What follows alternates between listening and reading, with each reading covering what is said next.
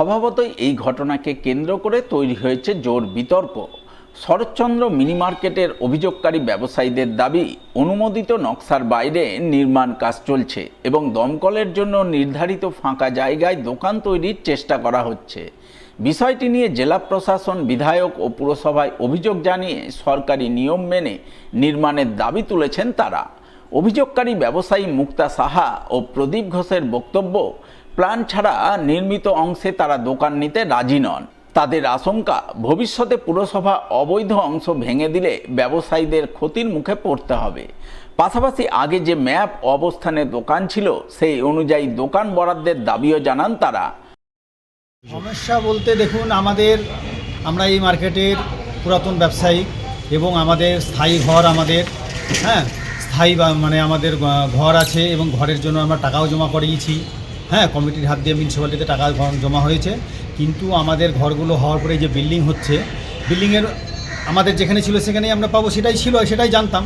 পরে একদিন আমাদেরকে কমিটি থেকে জানানো হলো তোমাদের ওদিকে ঢালাই হচ্ছে। আমরা গেলাম, জায়গা দেখতে গিয়ে দেখি যে আমাদের ঘরগুলো বিল্ডিংয়ের বাইরে, মানে অর্থাৎ যে 7তলা বিল্ডিং হচ্ছে সে বিল্ডিংটার যে প্যাসেজ চারদিক দিয়ে ছেড়েছে, ফায়ার ব্রিগেডের জন্য হোক আর কিসের জন্য ছেড়েছে জানি না, যেটা অর্ডার হয়েছে যে ছাড়া জায়গাতে আমাদের বিল্ডিং করে এখন ওখানে আমাদেরকে ঘর দিচ্ছে। তার জন্য আমরা কমিটিতে চিঠি দিয়েছি। আমাদেরকে কমিটিকে এমনি আগে বলেওছি যে আমাদের ঘরগুলো আমরা কিন্তু ওখানে নেব না, আমরা 20 জন মতন ব্যবসায়ী আছি, আমাদের ঘরগুলো বাইরে ফেলা হচ্ছে।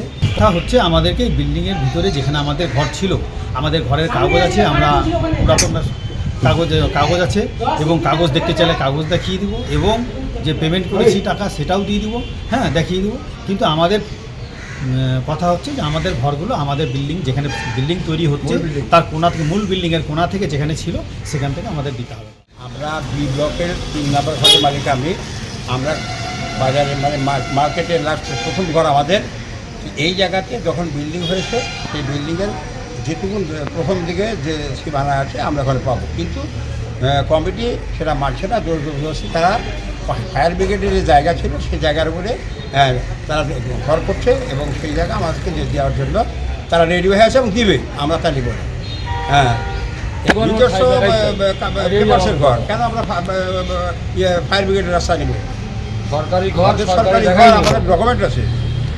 আমাদের ডকুমেন্ট আছে, আমাদের 25-30 বছর দোকানদারি করেছি, সেগুলো প্রমাণ আছে।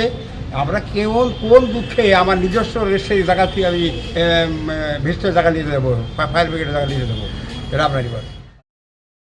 অন্যদিকে শরৎচন্দ্র মিনি মার্কেট কমিটির কোষাধ্যক্ষ জীবন সাহা সমস্ত অভিযোগ অস্বীকার করেছেন। তার দাবি, প্রায় 300 ব্যবসায়ীদের মধ্যে মাত্র 5 থেকে 6 জন ব্যবসায়ী অভিযোগ করছেন। ফায়ার ব্রিগেডের জন্য পর্যাপ্ত জায়গা রাখা হয়েছে এবং অতিরিক্ত নির্মাণের বিষয়টি পুরসভাকে জানিয়েই করা হচ্ছে। সিঁড়ি, লিফট ও বড় স্তম্ভের জন্য আগের তুলনায় অনেক জায়গা কমে যাওয়ায় সকল ব্যবসায়ীকে স্থান দিতে কিছু অতিরিক্ত ঘর নির্মাণের প্রয়োজন হয়েছে বলেও তিনি জানান। শীঘ্রই সকল ব্যবসায়ীদের নিয়ে বৈঠক করে এই সমস্যার সমাধান করার আশ্বাস দেন তিনি। দেখুন, আমাদের এই মার্কেটে বহু পুরনো মার্কেট, 300 দোকানদার ছিল এখানে।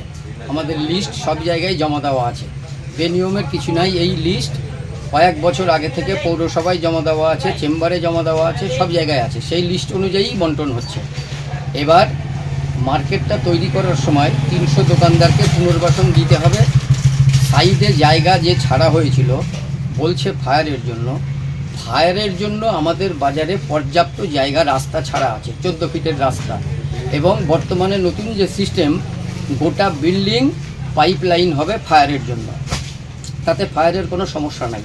তো আমরা 300 দোকানদারকে বসানোর জন্য ওই সাইডের জায়গাগুলো আমরা এক্সটেনশন করে সবাইকে বসাচ্ছি।